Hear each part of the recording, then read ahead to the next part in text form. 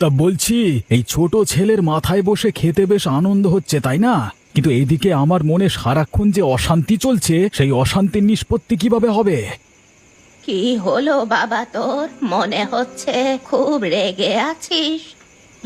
রেগে থাকবে না তো কি হাসি খুশি থাকবে? বলি সংসারের যা অবস্থা, তা তো আপনার এই ছোট ছেলেকে সবকিছু টানতে হচ্ছে। এইভাবে আর কতদিন চলবে মা?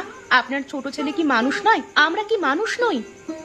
এ তুমি কি বলছো বৌমা? তোমরা মানুষ হতে যাবে না কেন? আমি কি কিছু করেছি বৌমা? দাদা তো বৌদিকে নিয়ে শহরে থাকে, তোমাকে নিয়ে যেতে পারে না? আমি একা কেন তোমাকে বয়ে বেড়াবো, সেটা কি আমাকে বলতে পারো?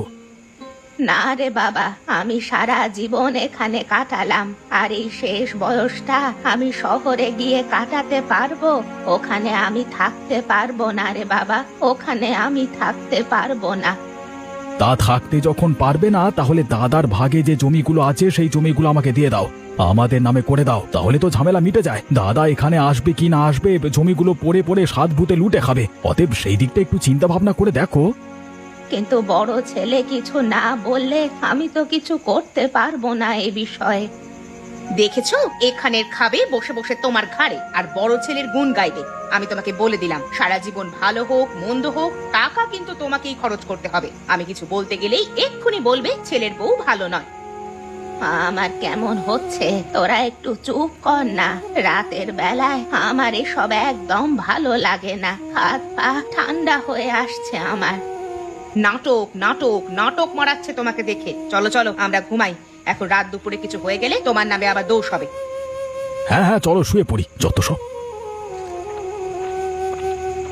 হায় ওপরওয়ালা, এ কি অশান্তি শুরু হলো আবার? আমাকে উদ্ধার করো ওপরওয়ালা।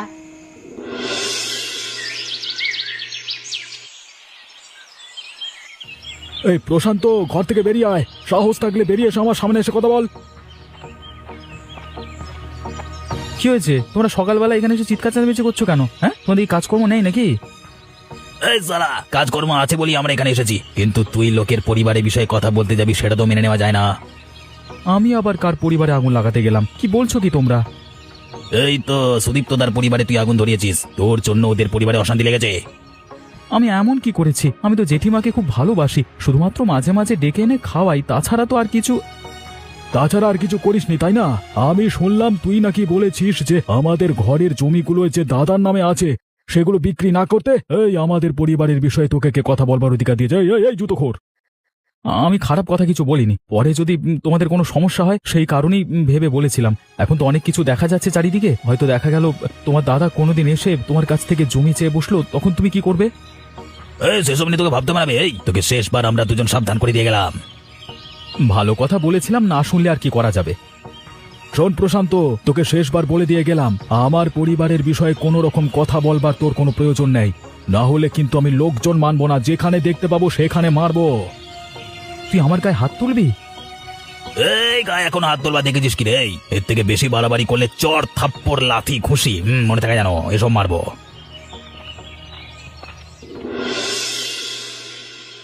মা, ও মা, তাড়াতাড়ি দেখে যাও, আমাদের সর্বনাশ কে করে দিয়েছে। তাড়াতাড়ি একবার বাইরে বের হয়ে এসো।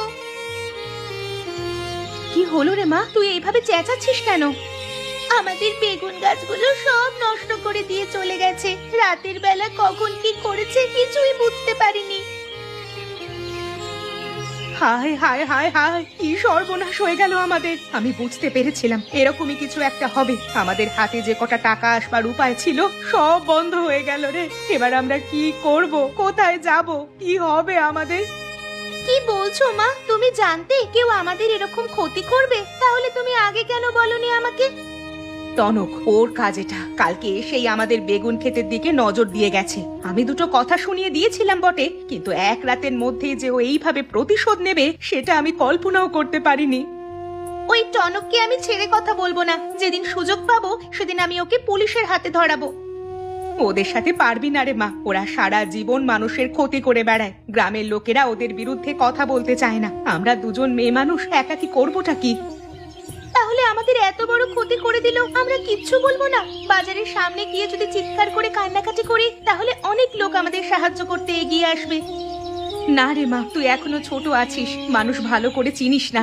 সবাই দাঁড়িয়ে দাঁড়িয়ে মজা দেখবে, তোর কষ্ট দেখবে, কিন্তু কেউ তোকে সাহায্য করতে আসবে না। তাহলে আমাদের কি কিছুই করার নেই? ঠিক সময়ের জন্য অপেক্ষা করতে হবে, আর এই সব জিনিস হজম করে নেওয়া ছাড়া আর কোনো উপায় নেই রে আমাদের।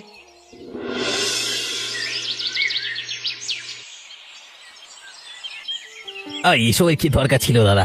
তোমাদের খাওয়া দাওয়া নষ্ট হচ্ছে। আরে খাবার দাবার নষ্ট হচ্ছে কি বলছিস? আজকালকার দিনে তোর মতো মানুষ পাওয়া যায়? হ্যাঁ, তুই হচ্ছিস আমাদের একেবারে ঘরের লোক। তুই না থাকলে এত বড় ষড়যন্ত্রের কথা কোনোদিন তো জানতে পারতাম না। দাদা, তোমার ভালো করা আমার কর্তব্য। আমি কর্তব্য থেকে কোনোদিন তো মুখ ফিরিয়ে নিতে পারি না।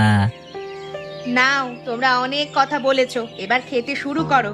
আজকে আমি অনেক আনন্দ করে তোমাদের জন্য মাংস ভাত রান্না করেছি। টনকদা, আমার রান্না তোমার ভালো লাগলে আমি অনেক খুশি হব।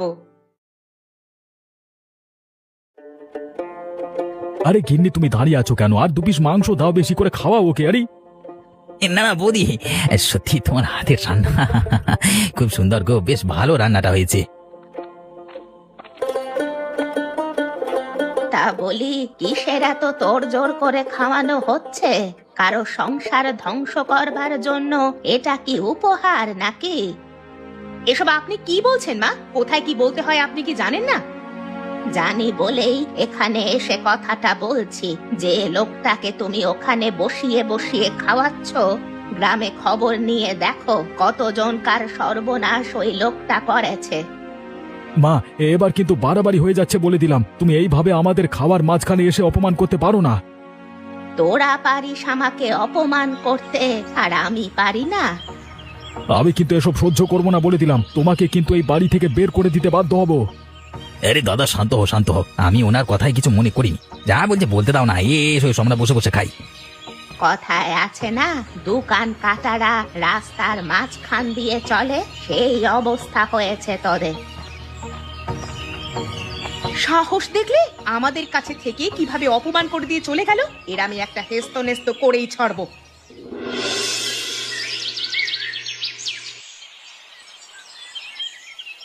না না, আমি কিছুতেই আজকের ঘটনা মন থেকে মেনে নিতে পারছি না। কিভাবে মা এমন সাহস পেতে পারে? হ্যাঁ, আমরা আজকে গিয়ে গরম দেখিয়ে এলাম ওই প্রশান্তকে, তবুও আমাদের সাথে এমনটা করতে পারলো। শোন ভাই, তোরা কথা বলি, তুই যাই করিস এখন তোর মায়ের বিরুদ্ধে কোনো কথা বলতে পারবি না। কেন বলতে পারবো না? মা কেন সবসময় আমাদের উপর এভাবে জোর জবরদস্তি করবে? সাহস করতে আসে। শোন ভাই, তোদের বাড়ির এবং জমির সমস্ত দলিল কিন্তু এখনো তোর মায়ের নামে আছে এবং তোর মায়ের কাছেই আছে, তাই জন্য তোর মায়ের গলার এত জোর। বেটারা ষড়যন্ত্র করবার আর জায়গা পায়নি, আমার দোকানটাকে আড্ডাখানা বানিয়ে ফেলেছে। কিছু বলতে গেলে আবার দোকান ভাঙচুর করে দেবে যত সব। তাহলে কি করা যায় বলতো? আমি তো মাকে কালকে গরম দেখিয়েছি, ভেবেছিলাম হয়তো আজকে শ্বশুর করে আমাকে সমস্ত দলিল কাগজপত্র বের করে দেবে, কিন্তু এখন দেখছি সম্পূর্ণ বিপরীত। না না না না, এইভাবে যদি খুব সহজে কাজ হাসিল হয়ে যেত তাহলে সবাই সহজে কাজ মিটিয়ে নিত, বুঝলি? এত তাড়াতাড়ি কাজ হাসিল হবে না। তাহলে আমি কি করব তুই বল? আমার মাথায় কিছুই আসছে না, তুই কোনো বুদ্ধি দে। ওরে, তোকে এত চিন্তা করতে হবে না, আমি আজকে রাতের বেলায় ব্যবস্থা করে দেব, কিন্তু তোকে সম্পূর্ণ সমর্থন করতে হবে আমাকে। তার জন্য আমি সবসময় আছি, কি করতে হবে শুধু বল।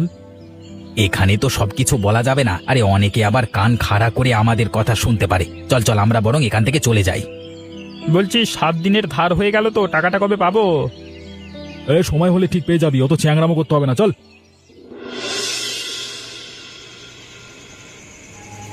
যেমনটা বলেছিলাম তেমনটা করেছিস? হ্যাঁ হ্যাঁ, এই পাশের গ্রামে বিয়ে বাড়ি যাবার নাম করে সন্ধেবেলায় দুজনে বেরিয়ে চলে এসেছিলাম। বলেছিলাম ঘরটা খিল দিয়ে না শুতে আর কি। এখন ফাঁকা আছে, তাড়াতাড়ি চলে যা। শোন, বলে রাখি, যদি কোনো চিৎকার চেঁচামেচি শুনিস তাহলে কিন্তু ছুটে যাবি না, প্রয়োজনে আমাকে 2-4 ঘা দিতে হবে। আরে হ্যাঁ হ্যাঁ, ঠিক আছে, কোনো অসুবিধা নেই, তুই একদম মন খুলে মার, মানে কাজ কর আর কি। হ্যাঁ,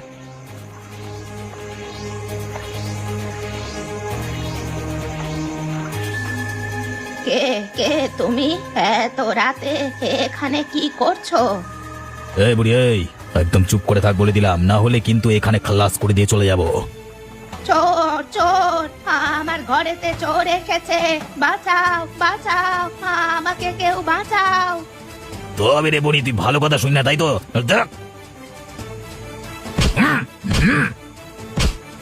মরে গেলাম, আমি মরে গেলাম, বাঁচাও, কে কোথায় আছো? মরে গেলাম, বাঁচাও আমাকে, মেরে ফেললো। ব্যাস, বুড়ি অজ্ঞান হয়ে গেছে। এবার আমার কাজটা তাড়াতাড়ি হাসিল করে নিয়ে এখান থেকে চলে যাই।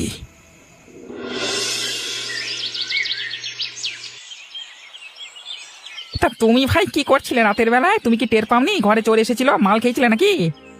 আরে আমরা ঘরে ছিলাম নাকি? ঘরে থাকলে না বেটা চোরকে দেখিয়ে ছেড়ে দিতাম। আপনাকে মারধর করলো কেন হঠাৎ করে? ঘরে চোর পড়লে আমি কি চুপ করে বসে থাকবো?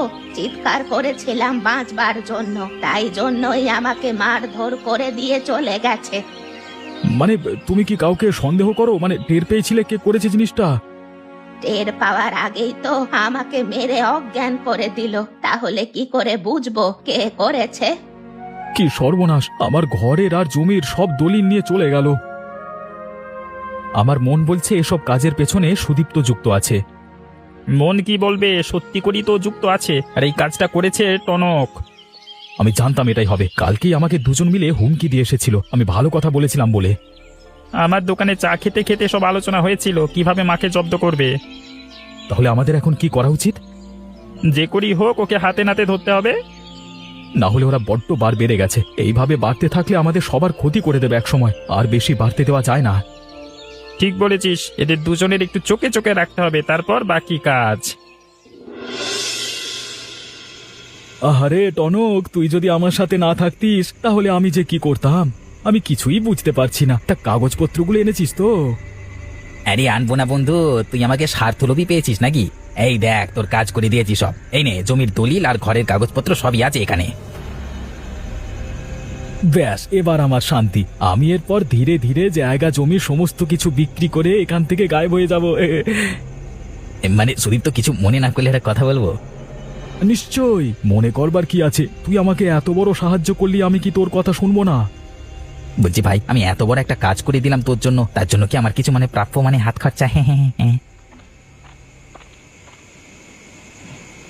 নিশ্চয় নিশ্চয়ই, তোরা এত বড় একটা কাজ করেছিস, চুরি বলে কথা, তার উপর আবার একটা বৃদ্ধা মানুষকে মারধর করা। বাবা বাবা, তোদের তো অনেক বড় পুরস্কার দেওয়া উচিত।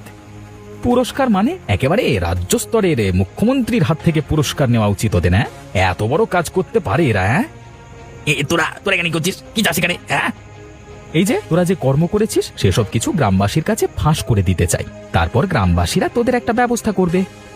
আমাদেরকে ভয় দেখিয়ে কোনো লাভ হবে না। আমরা যা করেছি বেশ করেছি।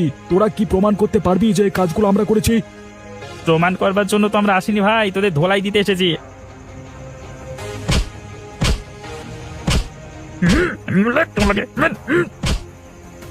দাদা গো, ছেড়ে দাও না গো। আমি ওর কথায় কাজ করেছি গো দাদা গো, কোনো স্বার্থ নেই গো দাদা। আমি কিচ্ছু জানি না দাদা, আমাকে ছেড়ে দাও দাদা, দয়া করে ছেড়ে দাও দাদা। ও দাদা, ছেড়ে দাও না দাদা। আমরা জীবনে কোনোদিন এরকম কাজ করবো না দাদা।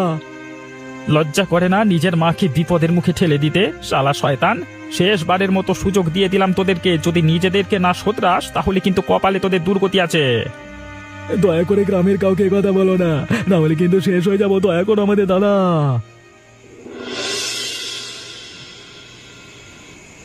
কি ব্যাপার, তুই রাতের বেলা এখানে ডেকে আনলি কেন আমাকে?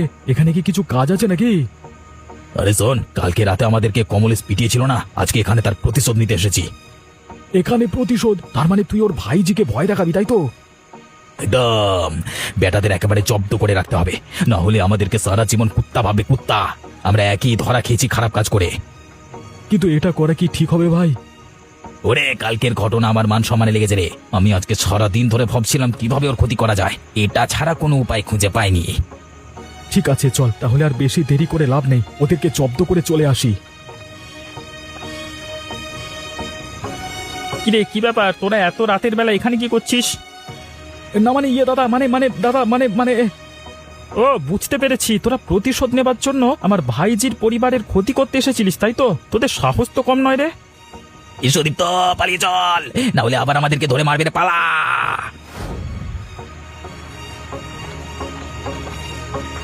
কি হলো? এত এখানে চিৎকার হয়েছে কিসের? কি হয়েছে দাদা? দুজন শয়তান তোমাদের ক্ষতি করতে এসেছিল, আমি ঠিক সময় চলে না এলে হয়তো। টনো, এই লোকটা আবার এসেছিল। জানো কাকা, আমাদের বেগুন ক্ষেতের সব বেগুন গাছ নষ্ট করে দিয়ে চলে গেছে ও। তাই নাকি? এটা আগে জানলে কালকে আরো দুঘা বেশি দিতাম। ওদের অনেক বার বেড়ে গেছে, এই দুটোকে একবার জব্দ করতে হবে, না হলে কারো কি ক্ষতি করে বেড়াবে, সবসময় হাঁকু পাঁকু করে বেড়াচ্ছে। শুনুন গ্রামবাসীরা, এইটা দেখছেন এই ছোট লোকটা এখানে দাঁড়িয়ে আছে, সেদিনের ঘটনা তাহলে আপনাদেরকে বলি। ও নিজে লোক লাগিয়ে বাড়িতে চুরি করেছিল, ওই বুড়ির নিজের মাকে মার খাইয়েছিল। আমরা তার সাক্ষী। আমরা আটকাতে গেছিলাম বলে একদিন টনককে নিয়ে এই সুদীপ্ত আমাকে হুমকি দিতে এসেছিল, যাতে আমি পারিবারিক বিষয়ে কথা না বলি। কালকে রাতে আমরা আমার ভাইজির ক্ষতি করতে গিয়েছিল। এদেরকে সামলানো যাচ্ছে না, যতই ছেড়ে দেওয়া হচ্ছে ততই এরা মাথায় চড়ে বসছে।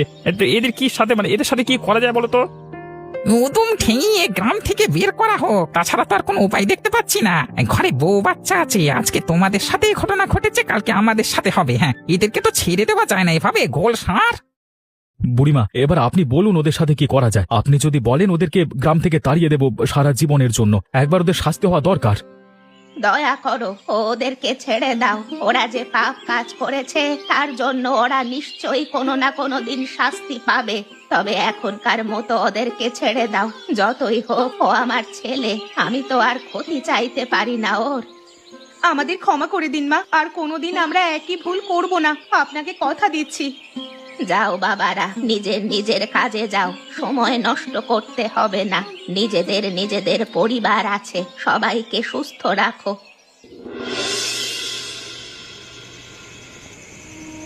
এই তোমার কি হয়েছে বলো তো? তখন থেকে মনমরা হয়ে বসে আছো, কি ব্যাপার?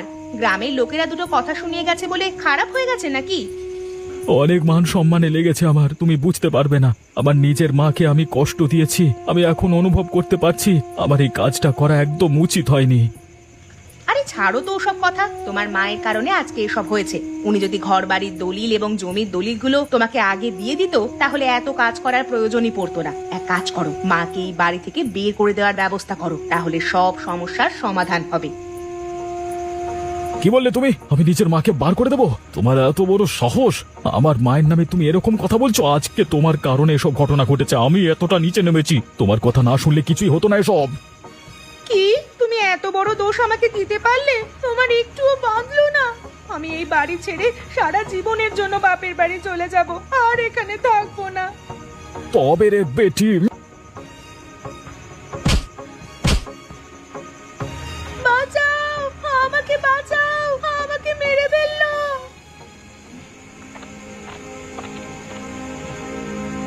কি হলো? তুই এভাবে বৌমাকে মারছিস কেন? বেশ করেছি, মেরেছি। আজকে ওর জন্য আমার এই দশা হয়েছে। তুমি আমাকে ক্ষমা করে দাও মা, আমি আর কোনোদিন তোমাকে কষ্ট দেব না। হয়েছে, এখন ওকে ছাড়, মেয়েটা কষ্ট পাচ্ছে। আমি আর কোনোদিন তোমার মুখের ওপর কথা বলবো না, আমাকে ক্ষমা করে দাও। মুখে বেশি না বলে কাজে করে দেখাও, তাহলে জানবো তুমি মানুষ, না হলে জানবো তুমি একটা অমানুষ।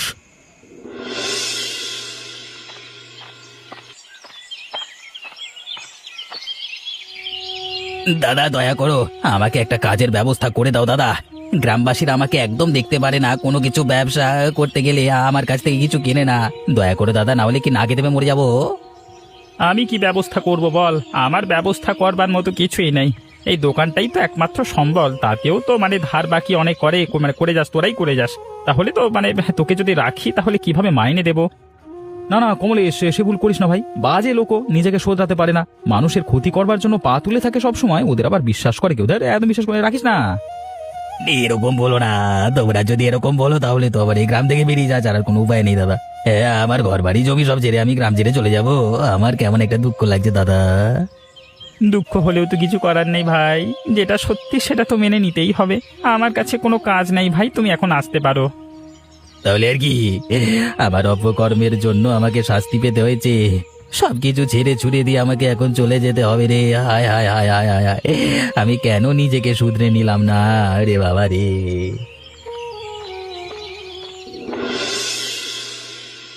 কি হলো? তোরা কোথায় বেরিয়ে যাচ্ছিস? এ গ্রামে থেকে আমাদের আর কিছু হবে না। আমাদের যা বদনাম হয়ে গেছে, তাতে আমরা কোনো কাজকর্ম করতে পারবো না এখানে। সবই আমার জন্য হয়েছিল। আমি যদি বেশি লোভ না করতাম তাহলে এই কাণ্ড ঘটতো না। এখন আর এসব ভেবে কি হবে? মা, তুমি সাবধানে থেকো, আমরা চললাম। মাঝে মাঝে তোমার খোঁজ খবর নিয়ে যাব, কোনো চিন্তা করো না, তোমার হাতে টাকা পয়সা দিয়ে যাব। এরকম করিস না বাবা, আমি একা কিভাবে থাকবো? শোন না, আমি না হয় আমার 3 হাত জমিটুকু বিক্রি করে দিচ্ছি, তোরা সেই টাকা নিয়ে কিছু একটা বড় ব্যবসা কর। তবু আমাকে ছেড়ে যাস না বাবা, বৌমাকে আমার কাছে রেখে যা। না মা, তা হয় না। আমি যা করব নিজের দমে করব, কারোর কাছ থেকে কোনো সাহায্য নেব না। আর আমার ভিটে মাটির জমিটুকু আমি বিক্রি করতে পারবো না। আমি এখন চললাম, তুমি সাবধানে থেকো। কুত কুত কুত কুত কুত। মিনুবতী, ও মিনুবতী, কোথায় গেলি পোড়ার মুখে? সকাল হতেই তোকে বাড়ি থেকে বেরোতে হয় না? ও মা, আমি তো এখানে, কোথাও যাইনি। কি করছিস শুনি? ঘুম থেকে উঠে খেলা নিয়ে বসতে হলো? কি করব বলো, সকালে কারোর বাড়িতে গেলে তুমি কথা শোনাও, খেলতে বসলেও কথা শোনাও। ও মা, খুব খিদে পেয়েছে, খেতে দাও না। কি দেবো বলতো, ঘরে তো কিচ্ছু নেই। একটু যা তো মা, নদীর ধার থেকে কটা শাক পাতা তুলে নিয়ে আয়, তাহলে সকালে গরম ভাত আর শাক রাঁধবো। আমি রোজ রোজ শাক তুলতে পারবো না, বাবলুকে পাঠাও আজ। ওই বাঁদরটা যে কোথায় গেল, সকাল থেকে টিকিটাও খুঁজে পাচ্ছি না। যাবে আর কোথায়, ঘোষবাড়ির ছেলেদের সঙ্গে ঢাঙ্গুলি খেলতে গেছে। তাহলে যা তো একবার গিয়ে ওর কানটা ধরে নিয়ে আয়। বেশ, আমি যাচ্ছি। ওই তো বাবলু আসলো। মা, ও মা, আমাকে একটা বাঁশি কিনে দেবে? দাও না একটা বাঁশি কিনে। ও মা, দাও না। বাঁশি? কিসের বাঁশি? ওই একটা কাবুলিওয়ালা এসেছে, ওর থেকে আমার একটা বাঁশি কিনে দেবে? না না, আমার হাতে কোনো পয়সা নেই, আমি কিচ্ছু কিনে দিতে পারবো না এখন। ও মা, আমাকে একটা চুলের কাঁটা কিনে দাও না, চুলগুলো ভালো করে বাঁধতে পারি না। তোর আবদারের শেষ নেই রে মিনু, দেখছিস হাতে টাকা নেই, এখন কি করে আবদার করিস? ঝুড়ি নিয়ে মাঠে যা, যা পারিস তুলে নিয়ে আয়। ও মা, কটা মুড়ি দাও না, খেয়ে যাই। ঘরে কিচ্ছু নেই, তোরা এলে রান্না চড়াবো। ও দিদি, চিপটা নিয়ে যাই, যদি কটা মাছ ধরতে পারি। নিয়ে নে, তুই মাছ ধরবি, আমি শাক তুলবো। বাবলু, ও বাবলু, বাড়ি যাবি না? বেলা যে হলো অনেক। একটা মাছও তো উঠলো না দিদি, খালি হাতে বাড়ি যাব? চল চল, মাছ লাগবে না, এগুলো নিয়ে বাড়ি যাই। এদিকে আমার খুব খিদে পেয়েছে। বেশ, তাই চলো। দিদি, ও দিদি, দেখো তপন দাদা আসছে। আরে তাই তো। ও তপন দাদা, কেমন আছো? কতদিন পর এলে গো তুমি। আমি ভালো আছি, তোদের বাড়ির সবাই কেমন আছে? ভালোই, বাবার কেবল একটু অসুখ করেছে। ঠিক আছে রে, আমার বাড়িতে দুজনে আসিস, তোদের জন্য শহর থেকে চকলেট এনেছি, বুঝলি? হ্যাঁ রে, আমাদের জন্য নিশ্চয়ই অনেক মজার মজার জিনিস এনেছে। হ্যাঁ রে, তপন কখন বাড়ি এলো? কখন আবার? আমরা যখন শাক তুলতে গেলাম তখনই। তোদের যেতে বলেছে? হ্যাঁ, বললে শহর থেকে অনেক চকলেট এনেছে। তাহলে যা একবার, আর গিয়ে তোর বাবার কথাটাও বলিস, এই শীতে বড্ড কষ্ট করছে লোকটা, যদি ওর পুরনো কোনো কাপড় থাকে তাহলে দিতে। আমি ওসব চাইতে পারবো না, আমার খুব লজ্জা করে। আলো মরণ, গরিবের মেয়েরা তো লজ্জা কিসের শুনি? ভাত জোটে না দুবেলা, তার আবার লজ্জা? এভাবে বলবে না মা, আমিও তো কাজ করি, বসে বসে তো অন্ন ধ্বংস করছি না। শোনো মেয়ের কথা, জবাব একেবারে তৈরি থাকে। কি এমন কাজটা করো শুনি? সব কাজ তোমাকে একাই করতে হয়? গিন্নি, আরে ও গিন্নি, আমি কাজে যাচ্ছি। সে কি গো, এই শরীর নিয়ে তুমি বেরোচ্ছ? আজকে দিনটা বিশ্রাম নিলে হতো না? আজকে বিশ্রাম নিলে কালকে যে সুস্থ হব তার কি নিশ্চয়তা আছে গিন্নি? আমার জীবন এভাবেই যাবে। হ্যাঁ গো, ফিরবার সময় একবার হাট হয়ে এসো, ঘরে একটুও চাল নেই। সে নিয়ে আসবো ক্ষণ। তেল আর নুনও লাগবে, তরকারিও কিছু নেই। আচ্ছা আচ্ছা, যা পারবো নিয়ে আসবো ক্ষণ। ও বাবা, আমার জন্য এক শিশি আলতা নিয়ে এসো না, কতদিন পায়ে আলতা পরি না। ধরে মেয়ের কথা শোনো, বলি তোর আলতা দেওয়ার বয়স আছে লো ছুরি, যত বড় হচ্ছিস তত অবুঝ হচ্ছিস। আহ গিন্নি, খেতে বসে মারতে নেই, আমি যা যা পারবো নিয়ে আসবো, তোমাকে চিন্তা করতে হবে না, তুমি চিন্তা করো না। এই শালটা নিন খুড়ি, আপনার জন্য এটা এনেছি। এর আবার কি দরকার ছিল বাবা? তুমি এতদিন পর এসেছো, এতেই আমরা খুশি। আমি দেশের বাইরে চলে যাচ্ছি কাকি, আপনাদের সাথে হয়তো আর দেখা হবে না, তাই এবার এসে শেষবারের মতো গ্রামটা ঘুরে যাচ্ছি। আর জমি জমারও তো একটা গতি করতে হবে, আমার তো আর তিনকুলে কেউ নেই। হ্যাঁ গো দাদা, তুমি আর আসবে না? বিদেশি চাকরি, ওরা এতদিনে ছুটি দেবে না। তাহলে আমরা গিয়ে দেখে আসবো। তুই বড় হলে যাস, সেজন্য কিন্তু পড়াশোনা করতে হবে। তা বাবা, খাওয়া দাওয়া কোথায় করছো? এখানেও তো রান্নার কোনো ব্যবস্থা নেই। সাথে করে স্টোভ নিয়ে এসেছি, তাতে চা করে খাচ্ছি, আর শহর থেকে কিছু শুকনো খাবার এনেছিলাম, তাতেই চলে যাচ্ছে। আহারে, আমি তো সে কথা জানতুম না। এতদিন পর এসে উপবাস থাকলে আমাদেরই লজ্জা। আমি এক কাজ করি, তোমার জন্য এবেলার খাবার পাঠিয়ে দিচ্ছি, আর কাল সকালে আমাদের বাড়িতে তোমার নিমন্ত্রণ। এবেলা তো আর খাবো না, তুমি রাতের আর বিকেলের খাবার দিও খুড়ি। আর কালকে একটু শহরে যেতে হবে, জমি জমা কিছু বিক্রি করে দেবো ভাবছি। তুমি খেয়ে তারপর যেও বাবা, আমি তবে এখন যাই। চল মিনু। গিন্নি, আরে ও গিন্নি, খবর শুনেছো? কি খবর গো? কার কি হয়েছে? তপন এসেছে গায়ে, জমি জমা সব বিক্রি করে দিচ্ছে। সে কি গো, আমাদের আত্মীয় এসেছে, আমরাই জানি না? কিসের আত্মীয়? আমার বাবা সৎ ভাইয়ের নাতি, ও আমাদের কিছু লাগে নাকি? তবুও তো সম্পদের জন্য একটু আত্মীয়তা রাখতে হয়। এতগুলো টাকার জমি বেচবে, আমাদের কিছুটা হলেও তো ভাগ দেবে, তাই না? তা জানি না, কিন্তু ওর বাড়িটা আমার হাত করতে হবে। এমন বাড়ি পাওয়া ভাগ্যের বিষয়। হ্যাঁ গো, এমন বাড়িতে কিনতে গেলে তো অনেক টাকা লাগবে। এত টাকা তুমি কোথায় পাবে? আরে টাকা দিয়ে কে কিনবে? তপনকে বলে কয়ে যদি নিতে পারি। চেষ্টা করে দেখো, তবে ও ছোকরা যা শেয়ানা, সহজে কিছু দেবে বলে মনে হয় না। যতই শেয়ানা হোক, আমার হাতে ধরা দিতেই হবে। এখন গিন্নি, আমাকে কিছু খেতে দাও তো, খুব খিদে পেয়েছে। এসো এসো, আমি খাবার গরম করছি।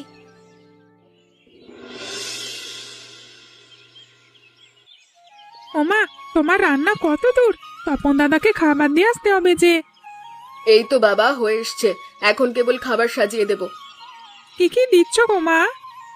ঘরে তো কিছু নেই বাবা, গরম ভাত, সকালের শাক, কুমড়ো ফুলের বড়া আর একটু দই দিচ্ছি। বেশ বেশ, তাতেই হয়ে যাবে। তা আমাকে খেতে দেবে না? দিব বাবা দিব, ওকে খাবারটা দিয়েই তারপর তোদের খেতে দেব। মিনু, নে তো মা, এই থালাটা তপনকে গিয়ে দিয়ে আয়। আমাকে একা যেতে হবে মা? কেন, এই দিনের বেলা কি তোকে ভূতে ধরবে? বাবলুকে বলো সাথে আসতে, ওদের কাঁঠাল বাগানটা একা গেলে গা ছমছম করে। বেশ, বাবলু যা তো ওর সাথে, তোরা এলেই খেতে দেব। ঠিক আছে, চলো দিদি।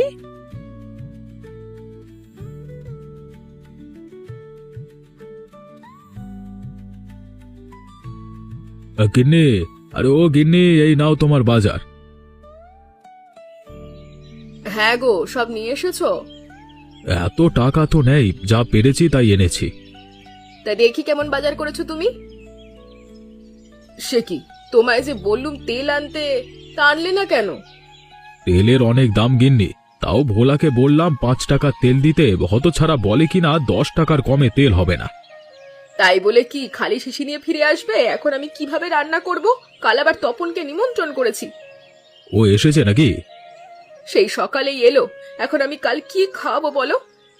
ও নিয়ে তুমি চিন্তা করো না গিন্নি, সকালে আমি তেল কিনে আনবো। এখন আমাকে কিছু খেতে দাও তো, খুব খিদে পেয়েছে। তুমি বসো, আমি এক্ষুনি দিচ্ছি। ও মা, সকাল তো হয়ে গেল, তপন দাদাকে খাওয়াবে না? তাই তো ভাবছি রে মা, কিন্তু ঘরে যে কিছু নেই। বাবা বলেছিল তেল আনবে, আর তুমি রায়গিন্নির কাছে কটা টাকা নিয়ে এসো, তা দিয়ে মাংস কিনবে। ভালো বলেছিস। এগো, তুমি কখন কাজে যাবে?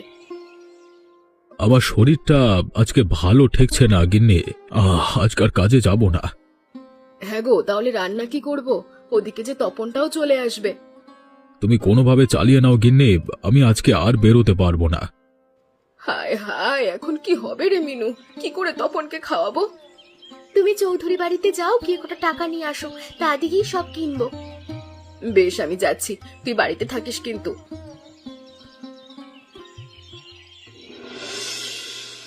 টাকা?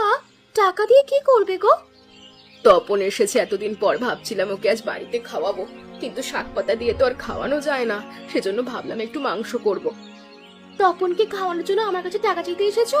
এই যে দেখছি মায়ের চেয়ে মাসির দরদ বেশি। এমন করে বলছো কেন? ও তো আমাদেরই ছেলে।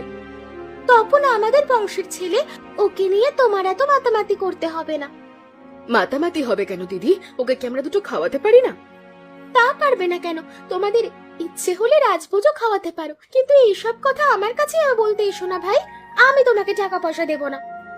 বড় নিরুপায় হয়ে এসেছি, যদি একটু সাহায্য করো তাহলে ছেলেটার সামনে মান সম্মান থাকবে। গরিবের আবার কিসের মান সম্মান? নিজেরা আবার পায় না খেতে অতিথি সেবা করতে এসেছে। বেশ, বুঝেছি তুমি টাকা দেবে না, তবে শুধু শুধু কথা কেন শোনাচ্ছ? মুখ আমাদেরও আছে, কথা কিন্তু আমরাও শোনাতে পারি, বুঝলে? ও মা, মুখে এখন দেখছি কথা পড়ছে। মুখ দিয়ে অনেক কথাই ফোটে, চক্ষু লজ্জায় বলতে পারি না। যাক সেসব কথা, আজকে আমার বিপদ, যখন সাহায্য করনি অন্যদিন আমাদের ডাকলেও পাবে না।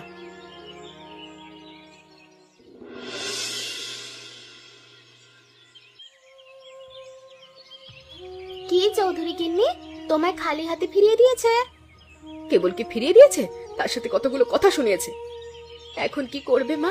তপন দাদা যে দুপুরেই খেতে আসবে। কি করব বুঝতে পারছি না, আমার মাথায় তো আকাশ ভেঙে পড়ছে। ও মা, পেয়েছি। কি পেলি রে মিনু? ওই দেখো মুরগির ছানা, ওখান থেকে তো ধরে আনবো। কিন্তু ওগুলো তো তুই শখ করে পুষেছিলি। বিপদের দিনে তো কাজে লাগবে বলেই পুষেছিলাম। আর মা, মুরগিটা ডিম পাড়ছে, কদিন পর ওগুলো থেকে আবার বাচ্চা ফুটবে। মাংসের ব্যবস্থা তো হলো, কিন্তু এখন রান্না করব কি দিয়ে? তেলও তো নেই। তেল নেই তো কি হয়েছে, সর্ষে দিয়ে রান্না করব। সর্ষে দিয়ে মুরগি? এমন কথা তো শুনিনি জীবনে। সর্ষের তেল দিয়ে যদি রান্না হয় তবে সর্ষে দিয়ে রান্না কেন হবে না? তাছাড়া তুমি খুব ভালোই তো রান্না জানো, এ তরকারি তোমার হাতে খুব ভালো হবে। বেশ, তুই যখন বলছিস তাই হবে। এক কাজ কর তো, ঘরে তো সর্ষে নেই, গয়া বেশির বাড়ি থেকে কটা সর্ষে নিয়ে আয়। ঠিক আছে মা, আমি ভাতগুলো চড়িয়ে এক্ষুনি যাচ্ছি। ননিবালা, ও ননিবালা, কোথায় গেলি হতচ্ছাড়ি? আমায় একটু জল তুলে দিয়ে গেলি না? ননিবালা, ও ননিবালা, দেখো দেখো মেয়েটা যে কই গেল। এখন আমি স্নানটা করব কি করে? ওদিকে আবার বেলাও পড়ছে।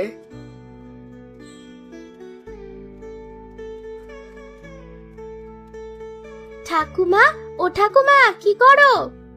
কে, মিনুবতী? হ্যাঁ গো, তোমার কাছে একটু সর্ষে নিতে এলাম। বারান্দায় ওই ঝুলনো থলিতে সর্ষে আছে, ওখান থেকে নিয়ে যা দিদি ভাই। ঠিক আছে, আর তোমার কোনো কাজ করতে হবে? গাড় থেকে আমায় একটু জল এনে দিলে খুব উপকার হতো রে। ঠিক আছে, আমি এক্ষুনি এনে দিচ্ছি।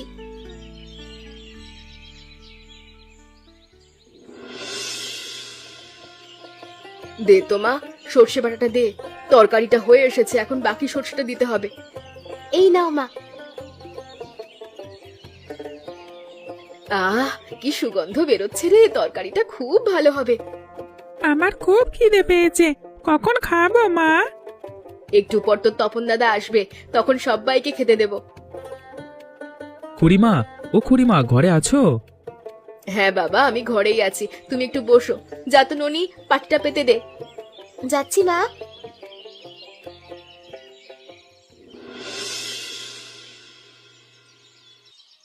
নাও বাবা, আর একটু মাংস নাও। না না খুড়িমা, আমাকে আর দেবেন না, এমনিতে আজকে অনেক খেয়ে ফেলেছি। এ আর কি খাওয়া হলো? তোমাদের বয়সে আমি একাই তো এক হাঁড়ি হিসাব মানে ভাত সাবার করে দিতে পারতাম। সেদিন কি আর আছে কাকু, এখন ডাক্তারের কাছে গেলেই বলে অল্প করে খেতে। আর তুমি আজ বড় কম খাচ্ছ বাপু, তরকারি পছন্দ হয়েছে? তরকারি খুব পছন্দ হয়েছে খুড়িমা, এত মজার তরকারি আগে কখনো খাইনি। এ আর কি মজার হলো? তোমার কাকিমা এর থেকেও ভালো রাঁধতে পারে। তবে কাকু, আমার খাওয়া এটাই সেরা তরকারি। সরিষা দিয়ে মাংস এত সুস্বাদু হয় তা জানতাম না। সব মিনুবতীর বুদ্ধি, ঘরে তো তেল ছিল না, কিভাবে যে রান্না করলাম। এই পাড়া গায়ে কোথায় হোটেল দেব বাবা? তাছাড়া হোটেল দিলে তো অনেক টাকা লাগে, আমাদের তো সংসারই চলে না। বেশ, আমি দেখি কোনো ব্যবস্থা করতে পারি কিনা। কি ব্যবস্থা করবে তুমি বাবা? এ গরিবের কোনো গতি হবে না। হবে কাকু, হবে, আপনাদেরও গতি হবে। গিন্নে, গিন্নে কোথায় গেলে? সর্বনাশ হয়ে গেল যে। কি গো, কি হয়েছে? আরে খবর পেয়েছো? তপন তার বিষয় সম্পত্তি সব বিক্রি করে দিয়েছে। সে তো আগেই শুনেছি, কদিন আগে তো সেজন্য ও গায়ে এলো। আসল কথা তখন শুনিনি, এখন কেবল আমি শুনে এলাম হাট থেকে, শুনি আমার পিলে চমকে গেছে। কি এমন কথা শুনে যে তুমি হার্ট ফেল করেছো? তপন ওর বাড়িটা বিমলের নামে লিখে দিয়েছে। কি তপনের বাড়ি বিমলের নামে লিখে দিয়েছে? হ্যাঁ গো, শুধু তাই নয়, বিমলকে 20,000 টাকা দিয়েছে ওখানে হোটেল খোলবার জন্য। না না, এ তোমার বিশ্বাসই হচ্ছে না। এই ছোড়া এমন কাজ করতেই পারে না। বিশ্বাস না হলে বিমলের বাড়িতে যাও, তপন উকিল পাঠিয়ে সব বুঝিয়ে দিচ্ছে। ও এই কথা! জয়া সেদিন তাহলে আমার কাছে এজন্য টাকা চাইতে এসেছিল। ওই সর্ষে মুরগি খাইয়ে ছেলের মন গলিয়েছে। তুমিও খাওয়ালে না গিন্নি, খাওয়ালে ওর বাড়িটা পেতাম। আরে আমি কি তখন জানতাম ওকে খাওয়ালে বাড়ি লিখে দেবে? সব ভুল হচ্ছে তোমার ওই কৃপণতার জন্য। ওদিন জয়াকে সাহায্য করলে আজকে একটু ভাগ চাওয়া যেত। হায় হায় হায়, আমার কি সর্বনাশ হলো প্রভু! এত সাধের বাড়ি আমার এভাবে হাতছাড়া হলো। কি তপন আমাদের জন্য তার বাড়ি এবং টাকা রেখে গেছে? হ্যাঁ হ্যাঁ মশাই, সবকিছু আপনাদের নামে উইল করে গেছে। না না না, এ তো আমার বিশ্বাসই হয় না। শুধু শুধু আমাদের নামে এতগুলো টাকা কেন দিয়ে যাবে? বিশ্বাস না হলে এই চিঠিটা পড়ুন, ওখানে সব লেখা আছে। কোথায় দেখি তো। প্রিয় খুড়িমা, আশা করি ভালো আছেন। আপনাদের পরিবারের অবস্থা আমি জানি। সেবার দেখে আপনাদের জন্য কিছু একটা করতে চেয়েছিলাম, কিন্তু তখন পারিনি। তাই উকিলের মাধ্যমে আপনাদের কিছু টাকা ও আমার বাড়িটি উইল করে দিচ্ছি। ওগুলো এখন থেকে আপনাদের। ওখানে একটা হোটেল খুলে ব্যবসা শুরু করুন। আপনাদের হাতের রান্না আমি খেয়েছি, আশা করি এতে ভালো কিছু হবে। আর অবশ্যই সর্ষে মাংসের তরকারি যেন থাকে, এটা সবাই পছন্দ করবে। আর যথাশীঘ্রই হোক কাকাবাবুকে ডাক্তার দেখাবেন।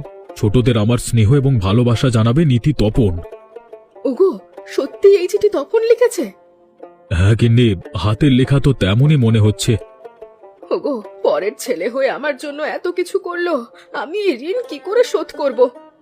সে নিয়ে আপনাদের চিন্তা করতে হবে না, আপনারা কেবল বাড়িটি রক্ষণাবেক্ষণ করবেন। সে আমাদের বলতে হবে না, ও বাড়ি আমরা আগলে রাখব। নিন তবে এখানে একটা সই করে দিন আর দলিলগুলো রেখে দিন। এই নাও গিন্নি, এগুলো তুমি যত্নে রাখো। এগুলো তোমার তপনের উপহার। যাক বাবা, আজ থেকে আমাদের ভাগ্য ফিরল। এই সব হয়েছে তোমার জন্য মা। তুমি সেদিন এই সরিষা দিয়ে মাংসের তরকারি না খাওয়ালে তপন দাদার মন জয় করতে পারতে না। তোর কৃতিত্ব কম নেই। তুই বুদ্ধি দিয়েছিলি বলেই তো তরকারিটা রেঁধেছিলাম। সবারই কৃতিত্ব আছে। এখন তবে আমাকে বিদায় দিন। হ্যাঁ, আর কয়েকটা মাত্র ফুচকা বাকি আছে। এ কটা বিক্রি হলেই ঘরে চলে যাব। এমনিতে হাড় কাঁপানো শীত, তার উপরে সন্ধ্যা হয়ে গেল। বেশিক্ষণ বাইরে থাকতে ভালো লাগে না।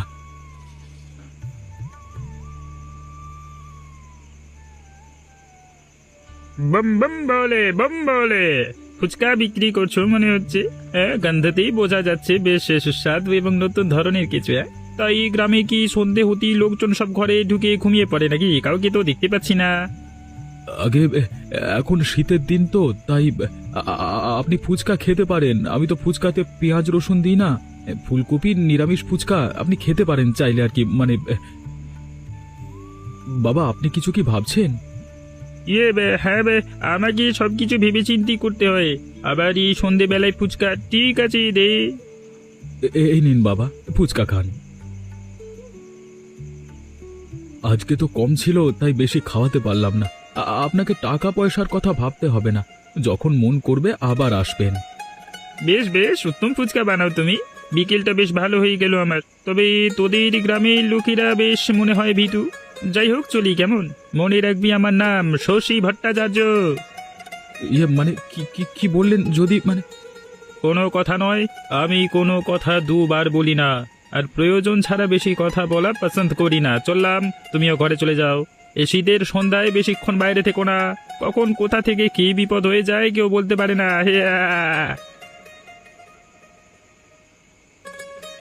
ফুচকা খেয়ে গেল, টাকা পয়সার কথা বললো না।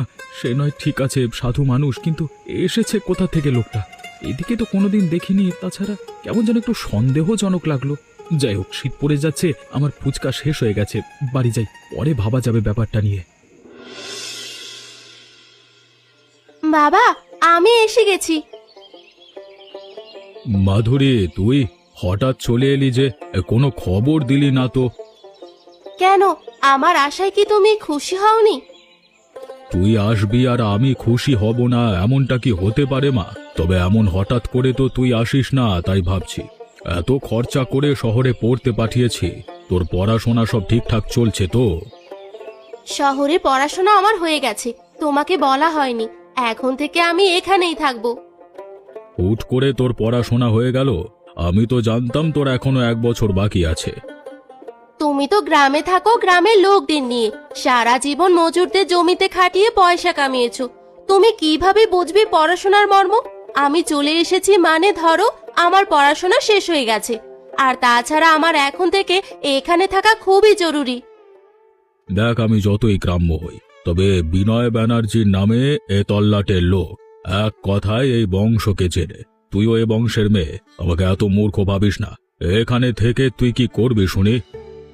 পড়াশোনা করে আমি শিখেছি গ্রাম থেকে কিভাবে পয়সা রোজগার করা যায়। আর তোমার এত আমার ভবিষ্যৎ নিয়ে ভাবতে হবে না। আমার পিছনে পয়সা খরচা করা তোমার দায়িত্ব ছিল, করেছো। এবার রোজগার করে তোমাকে দেওয়ার দায়িত্ব আমার। আর তাছাড়া এই বাড়িতে আমারও অধিকার আছে। আমি কোথায় থাকবো সেটা আমার ব্যাপার। সরে যাও। হঠাৎ করে মেয়েটার হলো কি? এরকম সন্দেহজনক ব্যবহার করছে কেন? আগে তো এরকম করতো না, মানুষকে সম্মান দিয়ে কথা বলতো। আর এখন নিজের বাবার সাথে। তাছাড়া এখানে থেকে কি পয়সা রোজগার করবে যে পদ্ধতি আমি জানি না। ব্যাপারটা একটু তলিয়ে ভাবতে হবে তো। কি হয়েছে বলো তো তোমার? কাল বিকেল থেকেই দেখছি তোমার মনটা যেন এক জায়গায় নেই। কই কিছু না তো। না বললেই হবে, দেখেই তো বুঝতে পারছি চিন্তায় আছো। তাছাড়া এত বছরে তো আমার থেকে কোনো কিছু তুমি লুকোওনি। আজ হঠাৎ কি হলো? একটা অদ্ভুত লোক, বুঝলে? অদ্ভুত লোক মানে? একটা সাধু বাবা এসেছে গ্রামে, কোথা থেকে কে জানে। গ্রামে গঞ্জে সাধু বাবা আসবে, এটা আবার নতুন কি? তাছাড়া আমাদের গ্রামে কি আগে কোনো সাধু বাবা আসেনি? এসেছে, কিন্তু এই লোকটা ঠিক তেমন নয়। মানে? কেমন যেন একটা অদ্ভুত জামা কাপড়, সন্দেহজনক কথাবার্তা। সন্দেহজনক? কি রকম? কিরকম কিরকম যেন কথা বলছিল। আমাদের গ্রামের লোকজনেরা ভীতু, তারপর আরো কত কি। সব থেকে বড় ব্যাপার, আমার থেকে ফুচকাগুলো খেয়েই যেন পালিয়ে গেল। আমি কিছু কথা বলতে চাইছিলাম, কিন্তু কোনো উত্তর দিল না।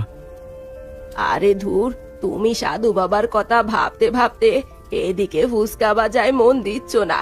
ওদিকে তো বিনয় বাবুর মেয়ে এসেছে হঠাৎ। বিনয় বাবুর মেয়ে মানে মাধুরী? সে শহরে গিয়েছিল পড়াশোনা শিখতে। হ্যাঁ গো, আজ সকালে হঠাৎ করে চলে এসেছে গ্রামে। যতদূর শুনলাম এখানেই থাকবে নাকি। কি যে হচ্ছে কিছু বুঝতে পারছি না, কেমন যেন হিসেব মিলছে না, বুঝলে? ঠিক আছে, তোমাকে অত হিসাব মেলাতে হবে না। তাড়াতাড়ি নিজের কাজ মেটাও, না হলে দেরি হয়ে যাবে। ওসব বড় লোকদের ব্যাপার নিয়ে ভাবলে চলবে না। আমরা যে গরিব, সেই গরিবই রয়ে যাব সারা জীবন। মাধুরী, ও মাধুরী, শুনছো? হ্যাঁ, কি হয়েছে? আরে, শহর থেকে ফিরে একেবারে চিনতেই পারছো না তো? চীনে কোনো কাজ আছে কি? তার মানে তুমি তো আগে আমাকে কাকিমা কাকিমা করে কত ভালোবাসতে। বরং তোমরা বড় লোক বলে আমি কথা বলতে ভয় পেতাম, তাই তুমি আমার কাছে এসে আমার সাথে গল্প করতে। ননসেন্স, যত সব গেও ছোট লোকদের দল। কি বলছো কি তুমি? শহর থেকে 2 পাতা বই পড়ে এসেছো বলে গ্রামের মা পিসিদের সাথে কিভাবে কথা বলতে হয় সেই শিক্ষা হারিয়ে ফেলেছো নাকি? শিক্ষা হারিয়ে নিয়ে বড় নতুন শিক্ষা পেয়েছি। উচ্চশিক্ষিত মানুষদের নিচু তলার লোকেদের থেকে দূরে থাকতে হয়, না হলে ছোট লোকদের সংস্পর্শে এসে আমরাও ছোট লোক হয়ে যাব। তুমি যে এমন বদমাশ হয়ে এসেছো জানতাম না। এতদিন তোমার বাবা গ্রাম থেকে এত পয়সা রোজগার করেছে, কিন্তু কোনোদিনও তোমার মতো খারাপ ব্যবহার করেনি কারোর সাথে। তুমি যে এমনটা করবে কোনোদিনও কল্পনাও করতে পারিনি। যদি কল্পনা করতে, কি করতে? কোনো কিছু করার ক্ষমতা আছে তোমাদের? হয়তো তোমার মতো শহরের পড়াশোনা করার গর্ব নেই, অথবা টাকা পয়সা নেই, তবুও মান সম্মান আছে। আর সেই মান সম্মান রক্ষা করার সাথেই তোমার সাথে কথা বলতাম না। তাহলে এখনো কথা বলো না।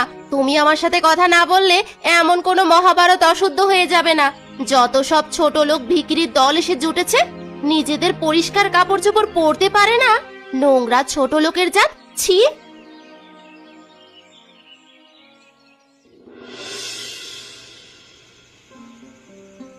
কি হয়েছে? তোমায় এরকম চুপচাপ লাগছে কেন মালতী? তুমি ঠিকই বলেছিলে, গন্ডগোল কিছু একটা আছে ভিতরে। তার মানে? চেনা মানুষগুলো কেমন যেন অচেনা হয়ে যাচ্ছে। কেন, তোমাকে আবার কেউ কিছু বলেছে নাকি? মধুরিমা এতদিন পরে গ্রামে এসেছে, আমি কত শখ করে ওর সাথে গল্প করতে গেলাম, কিন্তু আমাকে কি অপমানটাই না করলো। ও তো এমন ব্যবহার করার মেয়ে ছিল না কোনোদিনও। তাহলে কেন, কি বলেছে সে? বলল আমরা নাকি ছোট জাতের নোংরা লোক, আমাদের সাথে কথা বলতে ওদের রুচিতে বাধে। তাছাড়া আরো অনেক খারাপ খারাপ কথা বলেছে। আমার খুব খারাপ লেগেছে গো। না গো, আমার ঠিক লাগছে না ব্যাপারটা। আমারও কেমন সন্দেহজনক লাগছে। আচ্ছা, তুমি যে বলেছিলে ওই সাধু বাবার কথা, সে কোনোভাবে যুক্ত নয় তো? কারণ তুমি ওই ঘটনার বলার পর থেকেই যত সব অদ্ভুত কাণ্ড কারখানা হচ্ছে। বলছো, কিন্তু জানবো কি করে বলো তো? একটাই উপায় আছে আমাদের কাছে, মাধুরীকে চোখে চোখে রাখা। ওর বাবা ওকে সন্দেহ করবে না, কিন্তু আমরা যখন সন্দেহ করছি তখন আমরা তো লক্ষ্য রাখতে পারি। আর হঠাৎ মেয়েটার এইভাবে শহর থেকে সবকিছু ছেড়ে এই গ্রামে চলে আসা কেমন যেন একটা রহস্যজনক। আর তার সাথে ওই সাধু বাবার উধাও। তুমি হয়তো একটা কথা শোনোনি যে গ্রামে কয়েকজন মানুষ বেপাত্তা। কি বলছো কি তুমি? ঠিকই বলছি। সাধু বাবা আমাকে বলেছিল যে আমাদের গ্রামের মানুষজন ভীতু, সাবধানে থাকতে। কেমন যেন একটা গরমিল লাগছে। দেখো, যদি কিছু ঘটে তাহলে দিনের বেলা ঘটবে না, যা ঘটার ঘটবে রাতে। তাই আমাদের রাতেই লক্ষ্য রাখতে হবে মাধুরীর বাড়ির দিকে। ঠিক আছে, আজকে ঘুমিয়ে পড়ো, কালকে রাত থেকে আমাদের কাজ শুরু হবে। ওই দেখো, আমরা ঠিক ধরেছিলাম। রাতের বেলা মেয়েটা কেমন বেরিয়ে যাচ্ছে দেখো। শুধু দেখলেই হবে না, চলো চুপচাপ পিছু করি আমরা।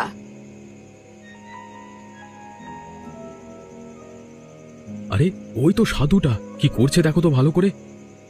আরে বাবা, সত্যি তো ওরা পরস্পরের সাথে যুক্ত। বাবাজি, এবার যেন টাকাগুলো সব পাই, দেখে রেখো। বম বম। সাধুর বেশে আমি গ্রামে গ্রামে ঘুরে বেড়ালেও আসলে যে আমি কত বড় ডাকাত সেটা তুমি জানো একমাত্র। তাই আমার উপরে ভরসা হারিও না, ঠিক আছে? তুমি যে দিনের বেলাতে লোকেদের ঘরে ভিক্ষা চাইতে যাওয়ার নাম করে শিকার দেখে আসো, সেটা ভালো করেই জানি আমি। আর তোমার ভরসাতেই কিন্তু আমি পড়াশোনা ছেড়ে এই গ্রামে এসেছি, লোকেদের মেরে তাদের চোখ কিডনি পাচার করে পয়সা কামাতে। তবে সময়ের পয়সা যেন সময় পাই আমি।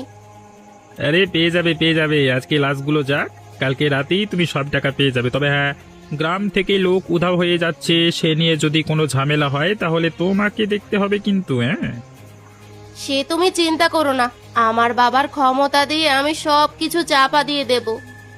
ক্ষমতা দিয়ে চাপা দেওয়াচ্ছি শয়তান? এত বড় একটা শয়তানির জাল গ্রামে খুলে বসে আছিস তোরা। ওগো, কি হবে? আমার তো শুনেই ভয় করছে। এখন চলো চলো, যা ব্যবস্থা করবার কালকে আমি করব। এখন চলো, না হলে বিপদ হয়ে যাবে। কে কে ওখানে? আরে ধুর, ওই জন্যই বলে চোরের মন বোচকার দিকে। এই শীতের রাতে কে আসবে? কুকুর বিড়াল হবে হয়তো। চলো, আমরা তাড়াতাড়ি আমাদের নিজেদের কাজ মিটিয়ে নেই।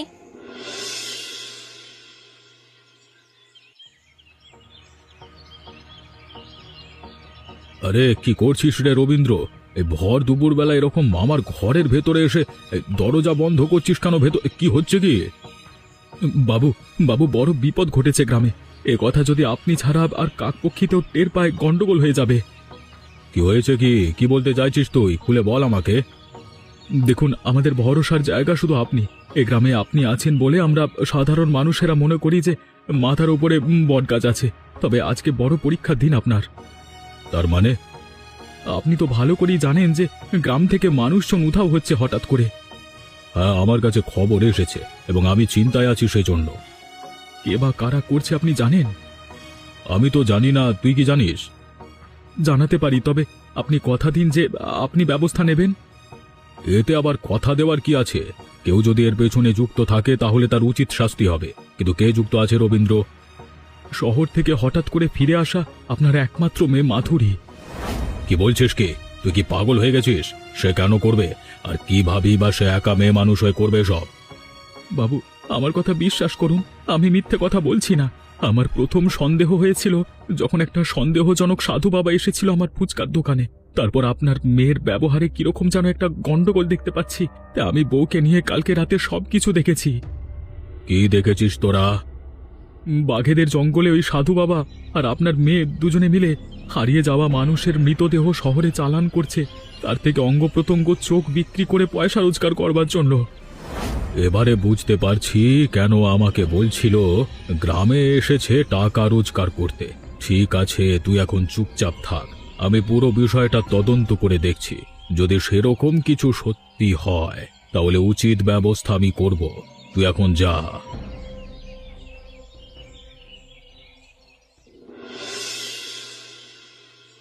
অনামিকা, বাড়িতে আছিস? কে? মেশো? এতদিন পর কি ব্যাপার? এসো এসো। বড় জরুরি দরকারে এলাম তোর কাছে। কি ব্যাপার বলো তো? তোমাকে এরকম রোগ দেখাচ্ছে কেন? তার আগে তুমি ভিতরে এসো। হ্যাঁ, এসব কথা বাইরে দাঁড়িয়ে বলা চলে না। চল চল, ভেতরে গিয়েই বলি। এবার বলো তো কি হয়েছে? তুই তো গোয়েন্দাগিরি নিয়ে পড়াশোনা করেছিলিস, তুই এখন একমাত্র ভরসা আমার কাছে। কিছু হয়েছে নাকি? তুই কি জানতিস যে মাধুরী শহরে গিয়েছিল পড়াশোনা করতে, কিন্তু হঠাৎ করে সে গ্রামে ফিরে এসেছে আর তার ব্যবহারের মধ্যেও বিশেষ পরিবর্তন এসেছে। এই বয়সের মেয়ের তো পরিবর্তন আসতেই পারে। ব্যাপার সেরকম নয়। সে ছাড়াও গ্রামে একটা উটকো সাধু এসেছে, আর তাছাড়া গ্রাম থেকে মানুষজন উধাও হয়ে যাচ্ছে হঠাৎ করে। আর আমার কাছে নানান রকম নালিশ আসছে। পুরো ব্যাপারটার একটা তদন্ত করতে হবে তোকে। তুমি যা বলছো তা ভয়ঙ্কর। সেটা আমার থেকে ভালো আর কেউ জানে না। তবে হ্যাঁ, যা জানবি সব আমাকে আগে বলবি, তারপর যা করবার দুজন মিলে সিদ্ধান্ত নেব। ঠিক আছে মেশো, তোমাকে কোনো চিন্তা করতে হবে না। আমার হাত থেকে এখনো পর্যন্ত কোনো শয়তান বেঁচে যায়নি। আর তাছাড়া আমি একটা অঙ্গ পাচারকারী দলের অনেক দিন ধরেই পিছু করছি। এবারে মনে হচ্ছে হাতে পাবো পুরো দলটাকে। তুমি একটু বসো, আমি তোমার জন্য জলখাবার আনছি। আরে বাবাজি, তোমার মতো সাধু বাবাকে আমি কতদিন ধরে খুঁজছি। একটু পায়ের ধুলো দাও না বাবা। বম বম, তোমাদের মতো অভাগাদের কল্যাণ করতেই তো আমি এসেছি এ গ্রামে। তা বাবা, তুমি কোথা থেকে এসেছো? তুমি তো এই গ্রামের নও মনে হচ্ছে। আরে ওপরওয়ালা যখন যেখানে পাঠান তখন সেখানে যেতে হয় আমাকে। এখন এই গ্রামেই পাঠিয়েছে। বুঝলে তো বাবা, আমারও কাজটা সেই রকমই। যখন যেখানে কাজ থাকে তখন সেখানেই যেতে হয়। তা কি করো তুমি? তুমি সাধু মানুষ, তুমি আর জেনে কি করবে? নানা রকম জিনিস বেচা কেনা করি। একটা ভালো খরিদ্দার খুঁজছিলাম। তাহলে আমার থেকে ভালো খরিদ্দার আর কোথাও পাবে না। আমি বেচতেও জানি আবার কিনতেও জানি। না, আমি তো মানুষ বেচা কেনার কথা বলছিলাম। তুমিও তো তাহলে আমার দলেরই লোক। তুমি আমাকে চিনতে পারোনি সাধু বাবা, কিন্তু আমি তোমাকে ঠিকই চিনতে পেরেছি। যাই হোক, এখন কাজের কথা বলো। আমার কাছে কিছু ভালো জিনিস আছে, কবে কোথায় নিয়ে আসবো? আজকে রাতেই নিয়ে আসো। আরে ধুর, সেই সব জিনিস কি আর এত সহজে হাতের কাছে রেখে দেওয়া যায়? আজ হবে না, তার থেকে ভালো কাল রাতে। বেশ, তাই হবে। আর এখন চিন্তার কিছু নেই, কারণ শীতের রাতে কেউ বাইরে থাকে না এ গ্রামে। গ্রামের কোথায় আসতে হবে? গ্রামের সীমানায় একটা ফুলকপির ক্ষেত আছে। তুমি তোমার মালপত্র নিয়ে ওখানেই আসবে। ঠিক আছে বাবা, চলি। ভালো থেকো। তাহলে ওখানেই দেখা হবে। তুমি কিন্তু তোমার দলবলের সবাইকে নিয়ে এসো। হ্যাঁ হ্যাঁ, টাকা পয়সার গন্ধ যখন আছে আমি সবাইকে নিয়ে আসবো।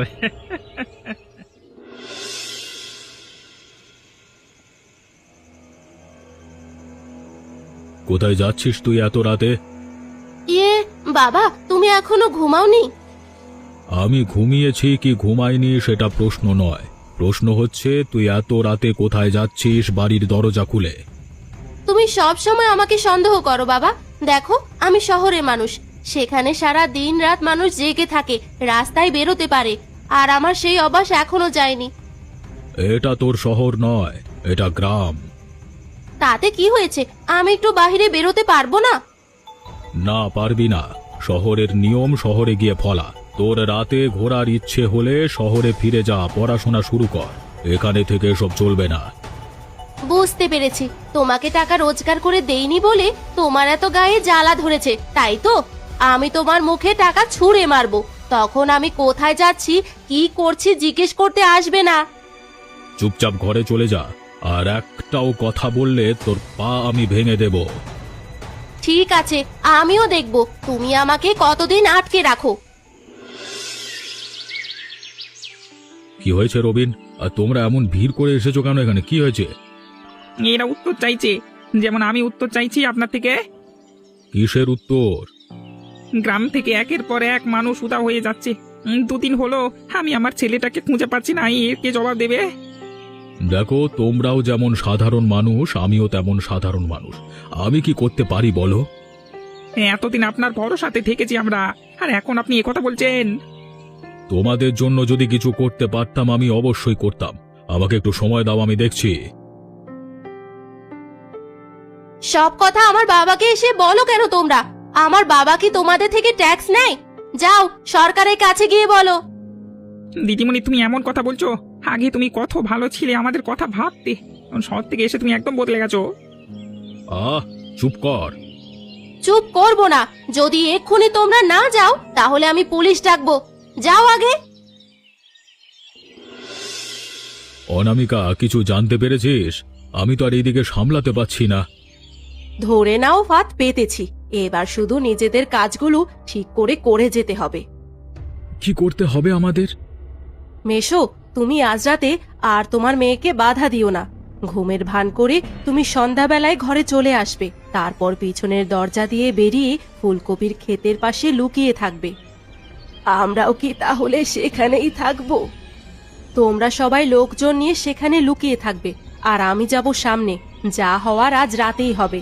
তবে হ্যাঁ, আমি না বলার আগে কেউ কিচ্ছু করবে না, তাহলে কিন্তু সব গন্ডগোল হয়ে যাবে। ঠিক আছে, মনে থাকবে। এখানে আমার বেশিক্ষণ থাকা উচিত নয়। আমি চলে যাচ্ছি, তাহলে ওই কথাই রইল।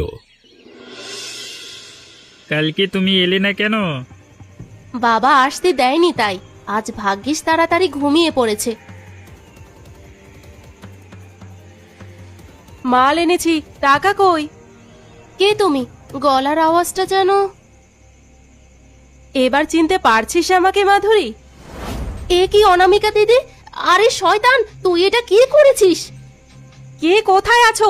বেরিয়ে এসো, ধরো শয়তানগুলোকে।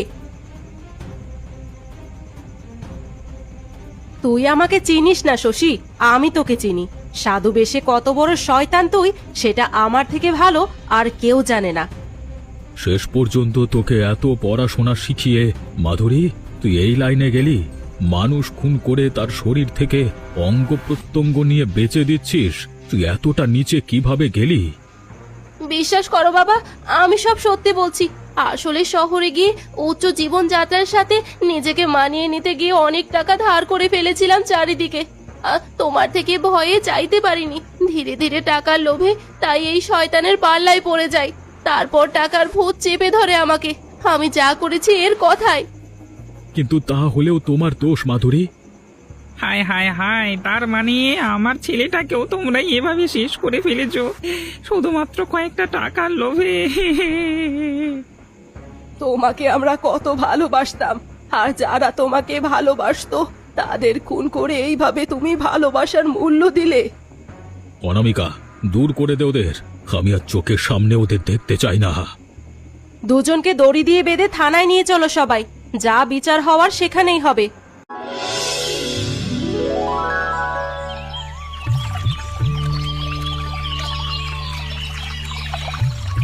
আহারে, এই জালটা দিয়ে তেমন কিছুই ধরতে পাচ্ছি না। দিন শেষে 2-3টে মাছ ধরে নিয়ে গেলে তো সংসার চলবে না। বুঝি ভাই, তোর অবস্থা ভালো না। তোর জালটা তো দেখছি পুরোটাই ছেঁড়া হয়ে গেছে। তুই কি ভাবছিস নতুন একটা জাল কিনবি না? নতুন জাল কিনতে গেলে তো অনেক টাকার দরকার অরুণ। আমার কাছে তো তেমন টাকা নেই। আজকাল তেমন মাছই পাই না যে সঞ্চয় করব। আমি জানি তুই খুব পরিশ্রম করিস, কিন্তু এই পুরনো জাল দিয়ে তোর আয় আরো কমে যাচ্ছে। কোনোভাবে একটুও টাকা জমিয়ে নতুন জাল কিনবার চেষ্টা কর, ঠিক আছে? আমি জানি, কিন্তু সেই টাকাটা কোথায় পাবো? একদিন ঠিক করছিলাম তোমার কাছ থেকে ধার নেব, কিন্তু আবার ভাবলাম তুমিও তো নিজের সংসার চালাও। আরে এত ভাবছিস কেন?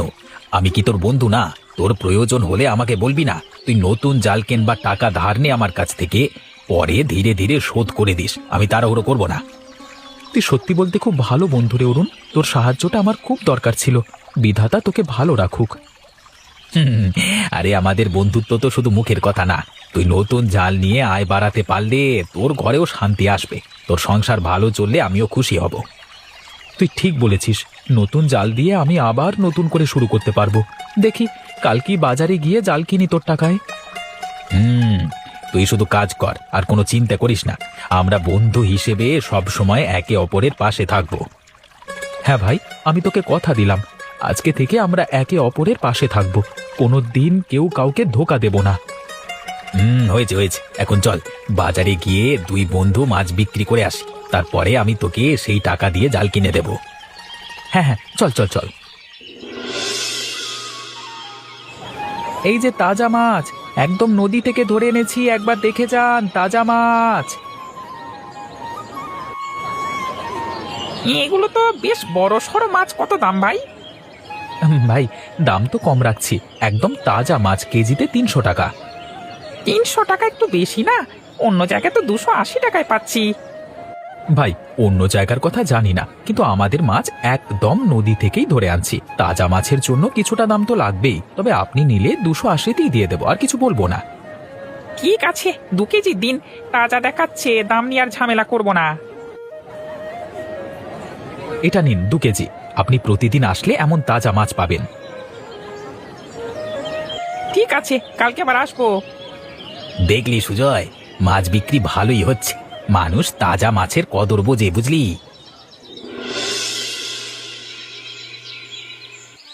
এখানে অনেক ভালো জাল আছে, তুই দেখ এর মধ্যে কোনটা তোর উপযুক্ত হবে।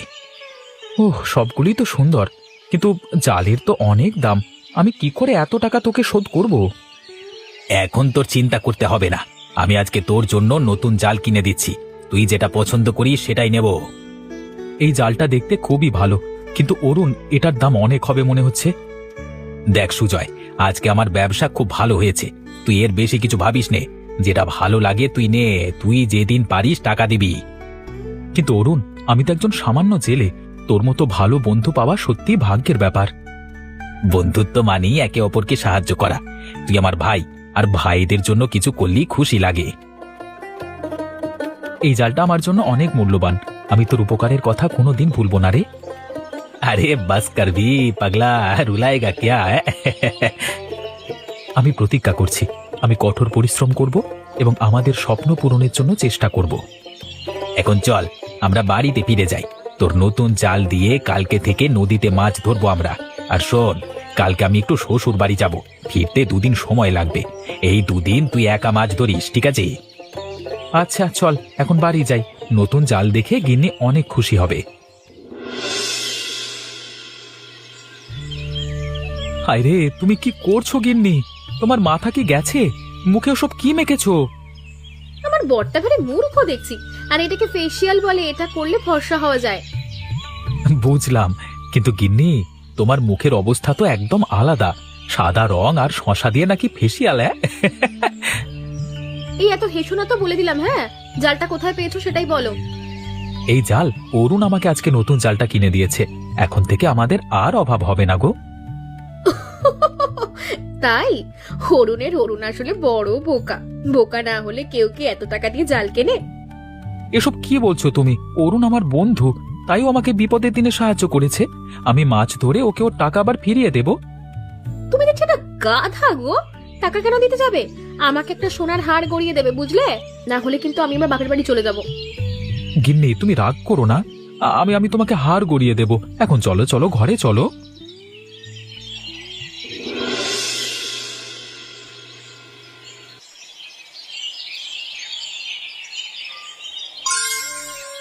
আমাকে ছেড়ে দাও, আমাকে ছেড়ে দাও, আমি তোমার একটা ইচ্ছে পূরণ করব। তুমি কথা বলছো? কিভাবে তোমাকে ছেড়ে দেব? তুমি তো সোনার মাছ। আমি এক মৎস্যদেবীর আশীর্বাদে এই রূপ পেয়েছি। আমাকে মুক্ত করলে আমি তোমার ইচ্ছে পূরণ করব। তাহলে আমাকে অনেক বড় লোক করে দাও। আমি চাই আমার গিন্নি আর আমি সুখে শান্তিতে কাটাতে পারি। তোমার ইচ্ছে পূরণ হলো, কিন্তু মনে রেখো, তুমি যদি কারোর উপরে অকৃতজ্ঞতা প্রকাশ করো তবে তোমার সব শেষ হয়ে যাবে। আমাকে এখন ছেড়ে দাও তুমি।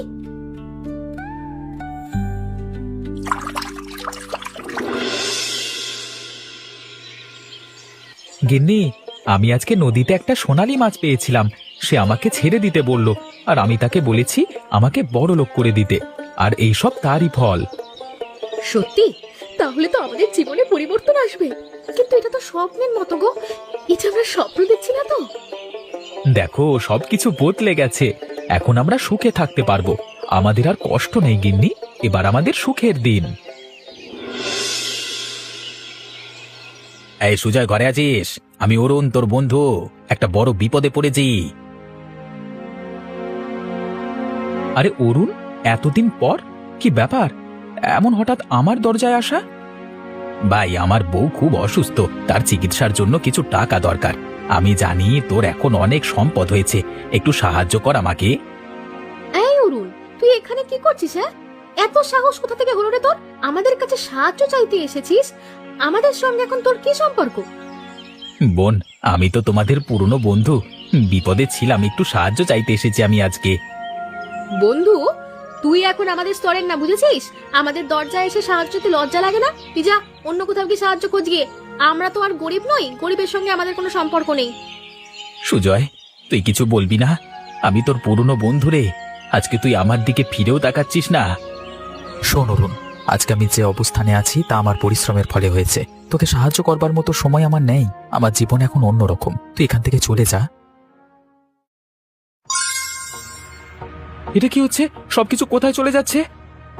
আমাদের বড় বাড়ি, আমাদের সোনা গয়না, সবকিছু কোথায় চলে যাচ্ছে? সবকিছু শেষ গো, সবকিছু শেষ। অরুণকে অপমান করবার পরই কেন এমন হলো? আমাদের আবার আগের মতো গরিব হয়ে যেতে হলো। আমাদের অন্যায় হয়েছে। অরুণ ছিল তোমার সবচেয়ে ভালো বন্ধু। আমরা যা করেছি তার ফল পেয়েছি আমরা। আমার অহংকার, দাম্ভিকতা আমাদের সর্বনাশ করে দিল। অরুণকে সাহায্য করতে পারতাম, কিন্তু তার বদলে তাকে অপমান করলাম। মাছটা বলেছিল আমি যদি কোনো অকৃতজ্ঞতা প্রকাশ করি তাহলে সব শেষ হয়ে যাবে। আমি অর্থের মোহে অন্ধ হয়ে কাজ করলাম। এখন কি করব? আমরা আবার আগের মতো গরিব হয়ে গেলাম। শোনো, তুমি একটা কাজ করো। তুমি ওই মাছটাকে ডাকলে মাছটা তোমার কাছে তো আসবে। তুমি নদীতে গিয়ে ওই মাছটাকে ধরে আবার বলো না আমাদের আগের মতো করে দিতে। তুমি কি পাগল হয়ে গেছো? এখন তো নদীতে এক ফোঁটা জলও নেই। এখন কি করে সেই সোনার মাছ খুঁজে পাবো? আরে আমি এত কথা জানি না। তুমি যেভাবেই হোক আমাদের আগের মতো বড়লোক করে দাও। সব তোমার জন্যই হয়েছে। আমি তোমাকে কত করে বলেছিলাম দাম্ভিকতা দেখিও না। এখন দেখো তোমার দাম্ভিকতার ফলে কি হলো। আমি এত কিছু জানি না। তুমি আবার আমাকে আগের মতো বড়লোক বানিয়ে দেবে, না হলে কিন্তু আমি বাপের বাড়ি চলে যাব। এই কথায় কথায় পারো তো শুধু একটা কথাই বলতে। তুমি থাকো, আমি দেখি কিছু করতে পারি কিনা। হে বিধাতা, জানি না কপালে কি লেখা রয়েছে। নদীতে যে এক ফোঁটাও পানি নেই। এখন আমি কি করি? সময় মতো টাকার ব্যবস্থা না করতে পারলে তো আমার গিন্নিকে বাঁচাতে পারবো না বিধাতা। বাঁচাও, বাঁচাও, কে আছো? আমাকে বাঁচাও। আরে আরে, কে কথা বলছে? কেউ বিপদে পড়েছে মনে হচ্ছে। যাই যাই দেখি কোনো বিপদে পড়েছে কিনা। বাঁচাও, কে আছো? আমাকে বাঁচাও। সব পানি শুকিয়ে যাচ্ছে। এই পানিটুকু খুব দ্রুত শুকিয়ে যাবে। হে দয়ালু জেলে, তুমি আমাকে বাঁচাও। আরে, আমি স্বপ্ন দেখছি না তো? আমার সামনে একটা সোনালী রঙের মাছ। এমন মাছ তো আমি আগে কখনো দেখিনি। আর এই মাছের দেখি কথাও বলছে মাছটা। তুমি কোনো স্বপ্ন দেখছো না, এটা বাস্তব। আর আমি কোনো সাধারণ মাছ নই গো। আমি এক মৎস্যকন্যা, কিন্তু এখন আমি পুরোপুরি মৎস্যকন্যার রূপ নিতে পারি না। আর কয়েকটা বছর গেলে তারপর আমি পূর্ণাঙ্গভাবে মৎস্যকন্যা রূপ নিতে পারবো। তুমি আমাকে বাঁচাও, আমাকে কিছুদিন আশ্রয় দাও। আচ্ছা আচ্ছা, বেশ বেশ, তাহলে তুমি আমার সাথে আমার বাড়িতে চলো। সেখানে কটা দিন তো আমাকে আমাকে রাখবো, তারপর বর্ষার জলে নদীতে ভরে গেলে তোমাকে আবার নদীতে ছেড়ে দিয়ে যাবো। আচ্ছা বেশ, তবে তাই চলো।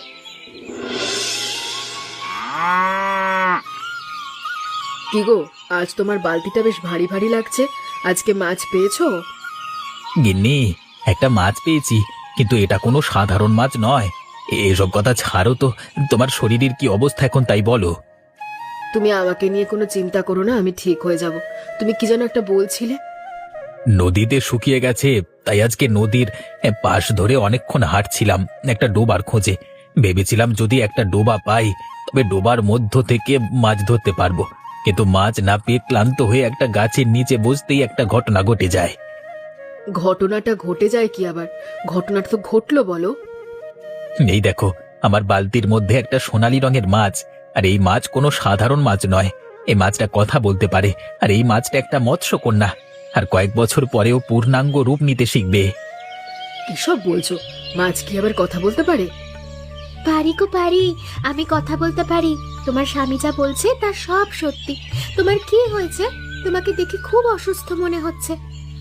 আমি তো গরিব মানুষ, ওকে 3 বেলা পেট পুরে খেতেও দিতে পারি না। খাবারের অভাবে তোমার শরীরটা এমন শুকনো হয়ে গেছে। ও এই ব্যাপার, আমি এক্ষুনি সব ঠিক করে দিচ্ছি। তুমি আমার বালতি থেকে একটু পানি নিয়ে তোমার স্ত্রীর গায়ে ছিটিয়ে দাও, দেখবে তোমার স্ত্রী সুস্থ হয়ে গেছে। কি বলছো? সত্যি আমার স্ত্রী সুস্থ হবে? হ্যাঁ হ্যাঁ, কেন হবে না, অবশ্যই হবে। ওগো, দেখো দেখো, আমি কেমন সুস্থ হয়ে গেছি। এখন মনে হচ্ছে আমার গায়ে আবার বল চলে এসেছে। দেখো আমি কি করলাম। কি গো, তোমার মন খারাপ দেখাচ্ছে? তুমি খুশি হওনি আমি সুস্থ হওয়াতে? হ্যাঁ হ্যাঁ, খুশি তো হয়েছে, কিন্তু খুশি যে কপালে বেশি দিন টিকবে না গিন্নি। নদী শুকিয়ে গেছে, কোথাও কোনো মাছ নেই। তোকে খাওয়াবো কি? 2 দিন যেতে তো আবার অসুস্থ হয়ে যাবে, আবারও খাবারের অভাবে। সে কি কথা, আবার কেন অসুস্থ হবে তোমার স্ত্রী? তোমরা খুব ভালো মনের মানুষ, তাই তো তোমাদের আমি কোনো বিপদ হতে দেব না। কিন্তু তুমি আর কি করবে বলো, আমাদের এই অভাব যে কোনো দিন আর ঘুচবে না। তুমি তোমার টাকার পোটলাটা নিয়ে এসে এই বালতির পানিতে একটু ভিজাও, তাহলে তোমাদের সব সমস্যা মিটে যাবে। যাও, এবার বাজারের ব্যাগটা নিয়ে বাজারে যাও, গিয়ে তোমার যা যা ভালো লাগে সব কিনে এনো। কি সব বলছো তুমি? আমার কাছে তো কোনো টাকা নেই, তাহলে আমি কি করে বাজার করব? আজকে থেকে তোমার এই টাকার থলেটা কোনোদিন খালি হবে না। তোমার যেখানে যা টাকা দরকার তাই হবে। তুমি তোমার টাকার থলেটা ঠিক সে কটা টাকা বের করে নিতে পারবে যে টাকা কখনো ফুরাবে না। কি বলছো? তার মানে আজকে থেকে আমাদের আর কোনো অভাব থাকবে না? আমাদের অভাবের দিন কি শেষ হয়ে যাবে? হ্যাঁ গো হ্যাঁ হ্যাঁ, আজকে থেকে আমাদের সব অভাবের দিন শেষ। এখন থেকে শুধু সুখ আর সুখ। কিন্তু মনে রাখবে, যদি তোমরা অহংকারী হয়ে যাও আর প্রয়োজনের তুলনায় অধিক বিলাসিতা করতে যাও, তাহলে কিন্তু সব আগের মতো হয়ে যাবে। এই টাকার থলে থেকে টাকা দেওয়াও বন্ধ হয়ে যাবে। হ্যাঁ হ্যাঁ, আমি বুঝতে পেরেছি। আমি ঠিক ততটুকুই খরচ করব যতটুকু আমার প্রয়োজন। তোমাকে অনেক ধন্যবাদ মাছ। গিন্নি, আমি চললাম গো, বাজারে গিয়ে ভালো মন্দ বাজার করে নিই। হ্যাঁ গো, এই সোনালী মাছটাকে কোথায় রাখবো? এই ছোট্ট বালতিতে তো সোনালী মাছটার খুব কষ্ট হচ্ছে। নদীতে পানি না হওয়া পর্যন্ত মাছটাকে আমাদের কলের কাছে একটা বড় গর্ত বানিয়ে রাখতে হবে। আচ্ছা তুমি চিন্তা করো না, নদীতে পানি আসা পর্যন্ত আমি মাছটাকে যত্ন করে পুষবো। তুমি বাজার করে নিয়ে এসো। কি রে অরুণ, ব্যাগ ভর্তি করে বাজার করেছিস দেখছি। এত টাকা পেলি কোথায়? তোর কাছে তো বউয়ের চিকিৎসা করানোর জন্য টাকা ছিল না। যার কেউ নেই তার বিধাতা আছেন। এখন থেকে আমাদের আর কোনো অভাব থাকবে না, আমাদের সব অভাব ঘুচে গেছে। তা কি এমন করেছিস যে তোর সব অভাব ঘুচে গেল? সে অনেক বড় কাহিনী, সেসব তুই আর শুনিস না। থাক রে, গিন্নি আমার জন্য অপেক্ষা করছে, তাড়াতাড়ি বাড়ি ফিরতে হবে। নদী তো শুকিয়ে গেছে, এই অবস্থাতে কোনো মাছ পাওয়ার কথা না, কিন্তু অরুণের কাছে এত টাকা আসলো কোথা থেকে? না না, ব্যাপারটা দেখতে হচ্ছে তো। এই শোনো না গিন্নি, আজকে না একটা অবাক কাণ্ড হয়েছে বুঝলে। আবার কি কাণ্ড ঘটালে শুনি? তোমাকে না বলেছিলাম নদীতে গিয়ে দেখতে? আরে নদীতে তো এক ফোঁটাও পানি নেই। আমি নদী থেকে আসবার পথে অরুণের সাথে দেখা হয়েছিল। ও ব্যাগ ভর্তি বাজার করে নিয়ে বাড়িতে ফিরছিল, দেখলাম ইয়া বড় একটা মাছ কিনেছে। বলো কি, ও এত টাকা পয়সা পেলো কোথা থেকে? কিছুদিন আগেই তো এসেছিল আমাদের কাছ থেকে সাহায্য চাইতে। আমিও তো সেটাই ভাবছি। ওর কাছে ওর বউয়ের চিকিৎসা করানোর টাকাই ছিল না। এখন এত টাকা কোথা থেকে আসলো যে ব্যাগ ভর্তি বাজার করছে, বড় বড় মাছ কিনছে? দেখো, আবার সেই সোনালী মাছটা পাইনি তো? যেভাবে আমরা বড়লোক হয়ে গেছিলাম সেভাবে ওরা বড়লোক হয়ে গেল না তো? আমারও সেই ব্যাপারটা তো সন্দেহে লাগছে। ব্যাপারটা দেখতে হবে একটু যাচাই করে। আচ্ছা বেশ বেশ, তুমি তাহলে বেশি দেরি না করে আজ সন্ধ্যেবেলায় ওদের বাসাতে যাও, গিয়ে দেখো কথার ছলে কিছু বের করতে পারো কিনা। আচ্ছা বেশ, তবে তাই হবে। আমি আজকে সন্ধ্যাবেলায় ওদের বাড়িতে যাব।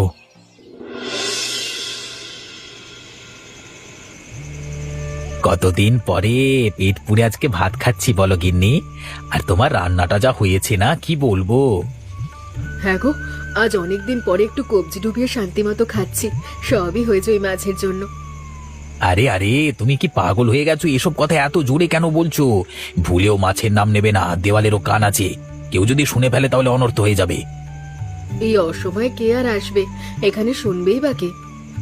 সাবধানের মার নেই, আমাদেরকে এখন খুব সাবধানে থাকতে হবে। আর তুমি মাছটাকে জায়গা মতো রেখেছো তো? হ্যাঁ হ্যাঁ, আমি মাছটাকে খুব যত্ন করে রেখে দিয়েছি। এখন তুমি একটু শান্তি করে খেয়ে নাও দেখি। হ্যাঁ হ্যাঁ, চলো চলো, খেয়ে দিয়ে শুতে যাই। কতদিন বাদে ভর পেট খাচ্ছি, খেয়ে দিয়ে একটা ঘুম দিতে পারলে অনেক শান্তি পাবো। তার মানে আমি যা ভেবেছিলাম তাই হয়েছে। ওরা ওই সোনালী মাছটা পেয়েছে। যে করেই হোক, সোনালী মাছটা আমাকে পেতেই হবে।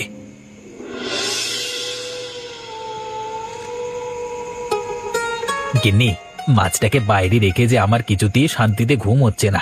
এমন একটা মাছকে কি এভাবে খোলা জায়গায় রাখা ঠিক হয়েছে আমাদের? হ্যাঁ গো, আমার মনটার মধ্যে কেমন যেন করছে গো। মাছটাকে খোলা জায়গায় রেখে আমরা ঘরের মধ্যে ঘুমাবো? তুমি বরং একটা কাজ করো, তুমি একটু ঘুমাও। আমি আগে মাছটাকে পাহারা দিই, কিছুক্ষণ পর আমি তোমাকে ডেকে দেব। তখন তুমি পাহারা দিও আর আমি ঘুমাবো। কথাটা কিন্তু তুমি ঠিকই বলেছো। তবে যাও, মাছটাকে পাহারা দাও, মাঝরাতে আমাকে ডেকে দিও। আচ্ছা ঠিক আছে। কি ব্যাপার, তুমি রাতে না ঘুমিয়ে এখানে কি করছো? তোমাকে এখানে একা রেখে আমি কি করে ঘুমাই বলো তো?